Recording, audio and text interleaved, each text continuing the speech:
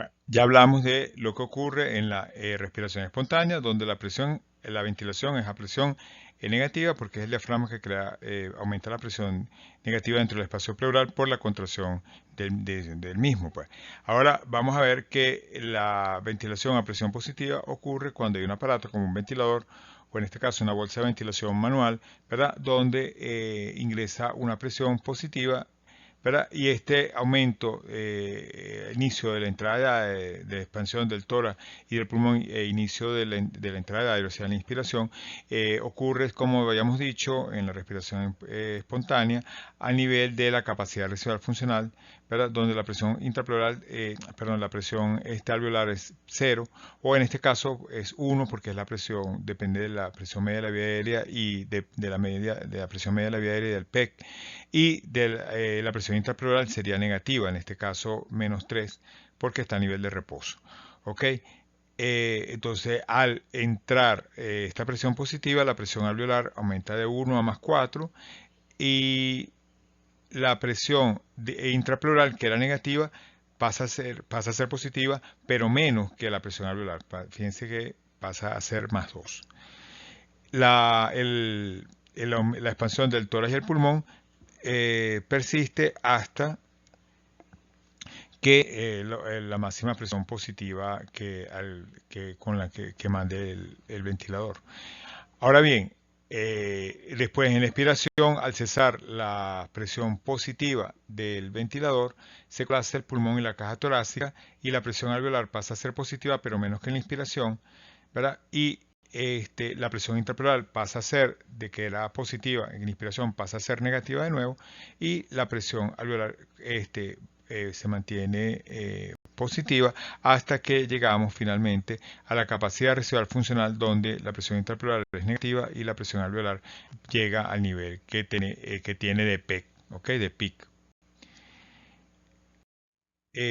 Bueno, entonces la entrada de aire, la diferencia de presión de inicio hasta el final en la inspiración, va a depender del componente elástico y no elástico, que es lo que hace que pueda entrar una cantidad de volumen de aire determinado.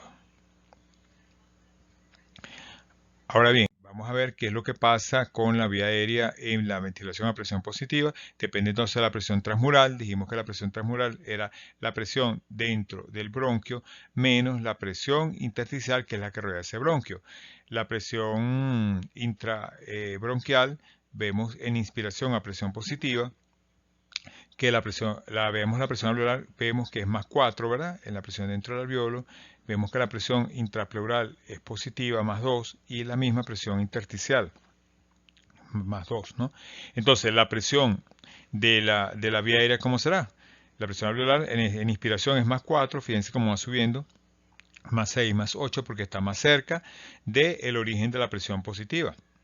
En este caso, un ventilador, pero aquí lo ejemplificamos como una bolsa de resucitación manual.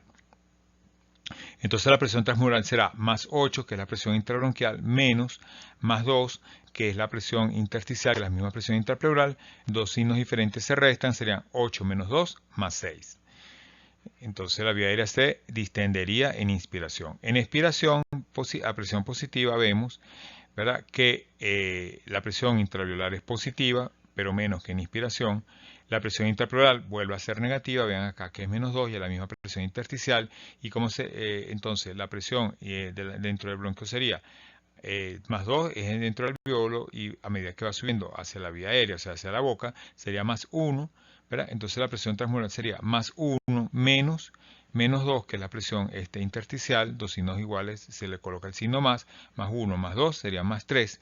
Entonces vemos que la presión transmural es mayor en inspiración a presión positiva que en expiración a presión positiva, por lo que el diámetro de la vía aérea es mayor en inspiración, y por lo tanto la resistencia es menor en inspiración que en expiración, y ese es el valor que vemos abajo. Resistencia inspiratoria es 20 a 40 centímetros de agua por litro por segundo, y en expiración sería 80 a 100 centímetros de agua por litro por segundo.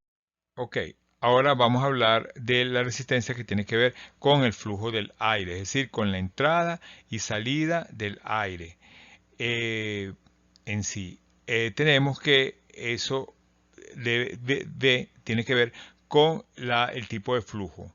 Si es turbulento, si es laminar o si es transicional. Lo que te da si el flujo es turbulento o no es el número de Reynolds, que es viene dado por esta fórmula, que es 2 veces el radio por la velocidad, por la densidad, que es el peso del gas, por N, que es la viscosidad, que es la fuerza que aparece en la superficie de contacto de dos cuerpos diferentes en movimientos relativos. ¿Ok? Entonces este número de Reynolds, cuando es mayor de 2000, entonces esto nos habla que el flujo turbulento es un flujo desordenado, ¿verdad? En el cual hay que utilizar más presión. En este caso, fíjense que hay una obstrucción, ¿verdad? Que es lo que produce que haya un flujo turbulento, una vía aérea proximal. De P1 a P2 hay que utilizar más presión porque se gasta más energía, porque el flujo, como vemos, es desordenado y depende básicamente de la densidad y la velocidad del aire al cuadrado. Entonces, este es un tipo de flujo que aumenta la presión necesaria para movilizar el aire. El otro flujo que tenemos es el flujo laminar, que es un flujo ordenado, que aparece sobre todo en las pequeñas vías aéreas y depende del número de Poiseuille, que es 8 veces la viscosidad por la longitud, y es indirectamente proporcional al radio de la 4. Entonces es muy importante el radio, el diámetro de la vía aérea. Acá tenemos en conjunto el componente elástico, que es la línea azul, y la resistencia propiamente, que es la entrada y salida del flujo del aire, que es los diferentes arcos. Vemos una curva, ¿verdad?, de volumen versus presión. Y vemos que en esta curva azul hay una asa pequeña que está a la izquierda, hacia el inicio, donde dice CRF, capacidad residual funcional baja, que es enfermedades de tipo restrictiva, en donde hay el volumen, que la capacidad residual funcional está disminuida, y entonces ahí comienza el volumen corriente en esa parte inferior de la curva, en donde necesitas meter, para lograr meter 1 litro de volumen, en este caso, necesitas mayor presión, porque está en la parte acostada de la curva. Cuando nosotros colocamos PEC a este paciente, o de alguna forma mejora, o es un paciente normal, entonces la capacidad residual funcional es normal y el volumen corriente comenzaría a ese nivel. Fíjense la flechita que entra el aire y después que sale, ¿verdad? Entonces el volumen corriente ocurriría en ese nivel, y acá tendríamos que utilizar menos presión que en la curva de la derecha, que es la verde, donde también está una parte aplanada, y ocurriría cuando usamos mucha presión o estamos en un problema de tipo obstructivo, y entonces acá necesitamos más presión para movilizar este volumen corriente. Esto lo vemos en este gráfico. Fíjense en la enfermedad restrictiva, como está totalmente el pulmón colapsado con edema pulmonar, o sea que se ve negro. Después normal cuando ya le colocamos PIC, y en la parte obstructiva cuando vemos que está sobredistendido ese pulmón, que es a la derecha el asa verde.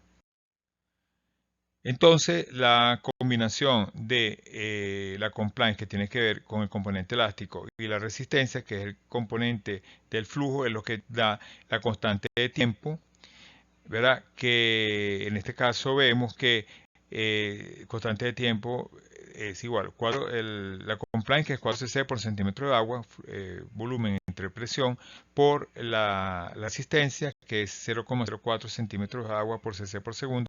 Esto da 0,16 segundos. Entonces, tres constantes de tiempo nos permite, tres constantes de tiempo es el tiempo que se necesita para lograr que entre o salga el 95% del volumen del aire. Entonces, 0,16 segundos, que fue la constante de tiempo que calculamos por 3, serían 0,48 segundos en inspiración, y para la expiración esto daría en total 0,96 segundos. Sería un total máximo que podríamos dar de frecuencia respiratoria, 60 respiraciones por minuto. Esto nos permite entonces calcular la frecuencia respiratoria y el tiempo inspiratorio y expiratorio. Cuando hay un componente obstructivo, tenemos que aumentar la resistencia. Fíjense que acá la constante de tiempo sería la compliance, que sería 3 cc por centímetros de agua, por la resistencia aumentó de 0,04 a 0,2 centímetros de agua, daría 0,6 segundos. Por 3 segundos daría 1,8 segundos en inspiración, y en expiración esto nos daría 3,6 segundos. O sea, lo máximo que podríamos aplicar en este paciente es 20 respiraciones por minuto. Y si tenemos un problema de enfermedad restrictiva, bajaría a la mitad la compliance de 4 cc por centímetro de agua, 2 cc por centímetro de agua por la resistencia, que sería normal, 0,04 centímetros de agua por cc por segundo, sería 0,08 segundos. La constante de tiempo sería 0,8 segundos por 3, 0,24 segundos en inspiración, y en expiración serían entonces en total 0,48 segundos, que esto daría 60-80 respiraciones por minuto. Es decir, que podríamos dar menos, más frecuencia respiratoria en caso de enfermedades de tipo restrictiva.